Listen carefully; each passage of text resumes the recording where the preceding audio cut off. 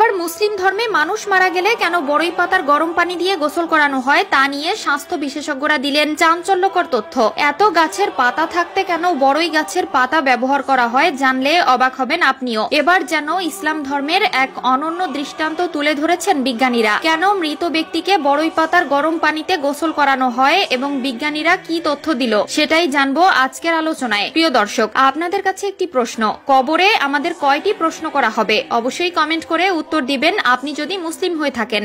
ভিডিওটি অবশ্যই শেয়ার করে দিবেন, আপনার শেয়ারের মাধ্যমে আরো একবার ইসলামের সত্যতা প্রচার হবে ও বিশ্ববাসী জানতে পারবে বড়ই পাতার ভেতরে ইসলামের কি এমন লুকিয়ে আছে যার জন্য শুধু এই পাতার ব্যবহার করা হয়। একজন মানুষ মারা গেলে তাকে গোসল করানো, আগরবাতি গোলাপ জলে সাজানো, তার জানাজা ও সর্বশেষ কবরস্থ করার প্রক্রিয়া হয়ে থাকে।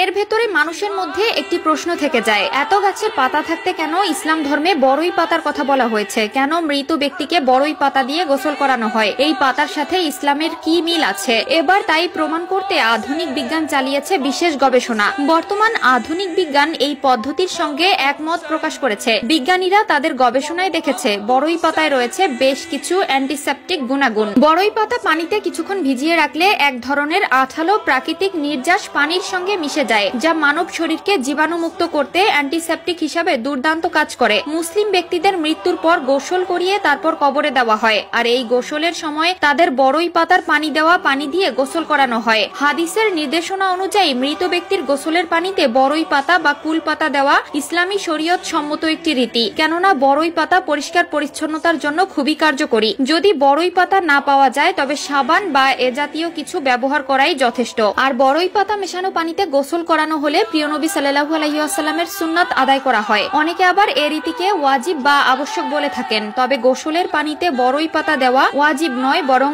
আলেমগণ হাদিসের এ নির্দেশনাকে মুস্তাহাব বলেছেন। বিজ্ঞানের গবেষণা থেকে প্রমাণিত যে বড়ই পাতায় বেশ কিছু অ্যান্টিসেপটিক উপাদান রয়েছে, যা পানিতে কিছুক্ষণ ভিজিয়ে রাখলে বা পানিতে দিয়ে হালকা গরম করলে বড়ই পাতা থেকে এক ধরনের আঠালো নির্যাস পানির সঙ্গে মিশে যায়। আর এই নির্যাসগুলো মানুষের শরীরকে জীবাণুমুক্ত করার কার্যকরী অ্যান্টিসেপটিক হিসেবে কাজ করে। সহজে এ শরীরে যেমন পোকামাকড় আক্রমণ করতে পারে না, আবার দেহে সহজে পচন ধরে না। প্রায় ১৫০০ বছর আগে এ কারণেই বিশ্বনবী সাল্লাল্লাহু আলাইহি ওয়াসাল্লাম মৃত ব্যক্তিকে বড়ই পাতা মেশানো পানি দিয়ে গোসল করানোর কথা বলেছেন। সুতরাং মুমিন মুসলমানের উচিত মৃত মানুষকে বড়ই পাতা মেশানো হালকা গরম পানি দিয়ে গোসল দেওয়া। এতে মৃতের লাশ যেমন থাকবে জীবাণুমুক্ত পরিচ্ছন্ন, আবার হাদিসের নির্দেশনার উপরও যথাযথ আমল হবে। আল্লাহ তাআলা মুসলিম উম্মাকে হাদিসের উপর আমল করার তৌফিক দান করুক। মানুষের মৃত্যুর পর বড়ই পাতা মেশানো হালকা গরম পানি দিয়ে উত্তম পদ্ধতিতে গোসল দেওয়ার তৌফিক দান করুক। এক হাদিসে রাসূলুল্লাহ সাল্লাল্লাহু আলাইহি ওয়াসাল্লাম হযরত আলী রাদিয়াল্লাহু তাআলা আনহুকে লক্ষ্য করে বলেন, হে আলী, 3টি জিনিসের ক্ষেত্রে বিলম্ব করবে না।